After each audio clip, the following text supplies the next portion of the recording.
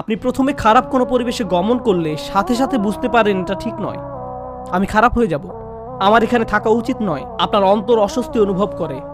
কিন্তু আপনি যদি বারবার বারবার বারবার এই পরিবেশে যেতে থাকেন, তখন কি হবে? আপনি আর খারাপ বোধ করবেন না।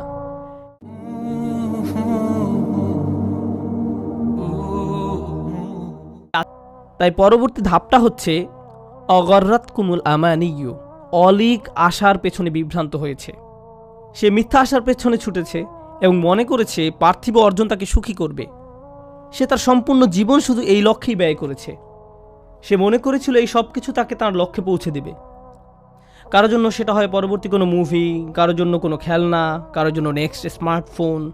যেমন কোনো স্টার ওয়ার মুভি বের হলে টিকিটের লাইনে হজের ভিসার লাইনের চেয়েও লম্বা লাইন হয়, কারণ তাকে এখনই এটা দেখতে হবে, এখনই এটা দেখতে হবে। যদি এখন না দেখা হয় জীবন তো তাহলে পুরাই ব্যর্থ। এখনই এটা দেখতে হবে। যদি মুক্তি পাওয়ার রাতে না দেখা হয় জীবনের তো তাহলে কোনো মূল্যই থাকে না। তাই এখনই দেখতে হবে। এরপর সে ভেবেছিল এই মুভি দেখলে তা হয়তো তাকে এক ধরনের মানসিক পরিপূর্ণতা দিবে, যা সে কোথাও পায়নি। হল থেকে বের হয়ে এসে চোখ বড় বড় করে বলে, এটা দারুণ ছিল। পরক্ষণে আবার বিষণ্ণ হয়ে যাবে। নিজেকে প্রশ্ন করবে, এখন কি করব? আবার দেখব মুভিটা? এটা দারুণ ছিল। প্রথমবারের মতো অতটা ভালো না লাগলেও মোটামুটি ভালো লাগবে, কারণ যে জিনিসটা তাদের প্রকৃত শান্তি দেওয়ার কথা, আল্লাহর সন্তুষ্টির অন্বেষণ, সেটা তো আর জীবনের লক্ষ্য নয়। সেই ইচ্ছাটাও আর অবশিষ্ট নেই। অগর্রাতকুমুল আমানিয়্যু হাত্তা জাআ আমরুল্লাহ, অবশেষে আল্লাহর আদেশ এসে পৌঁছেছে। বিশ্বাসীদের মতে এটাই ছিল তার জীবন। মুমিনরা বলবে এটাই তার জীবন, যারা তাদের ঈমান হারিয়ে ফেলেছিল, যেটা শুরু হয়েছিল আপাত দৃষ্টিতে একটা ছোট পদক্ষেপ থেকে, অসৎসঙ্গ, এবং সেখান থেকে এটা একটা অটোমেটিক ডাউনওয়ার্ড স্পাইরাল সিঁড়ি, শুধুই নিচের দিকে নেমে যাওয়া। তারপর তার মনে সন্দেহ দানা বাঁধতে শুরু করে। এরপর সে তার গোটা জীবন শুধু কামনা বাসনা চরিতার্থ করে এবং দুনিয়াবী অর্জনের পিছনে ব্যয় করে। অগররকুম বিল্লাহিল গরুর। তারপর আল্লাহ বলেন চূড়ান্ত প্রতারক। এখানে গরুর শব্দটি মুবালাগা।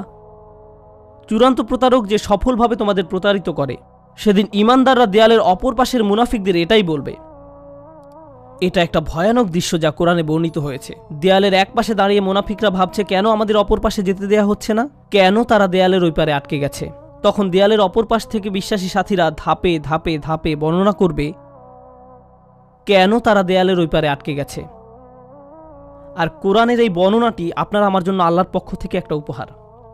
এটা একটা উপহার যে কিয়ামতের দিবসে সেই ভয়াবহ চিত্রটি এখানে তুলে ধরা হয়েছে। আমার এখন জানাই উত্তম, কারণ সেদিন আমি এই পরিস্থিতিতে পড়তে চাই না। তখন জেনে দিশেহারা, আতঙ্কিত, আশাহত হয়ে পড়তে চাই না। কেন আমি আল্লাহ প্রদত্ত ঈমান হারিয়ে ফেললাম?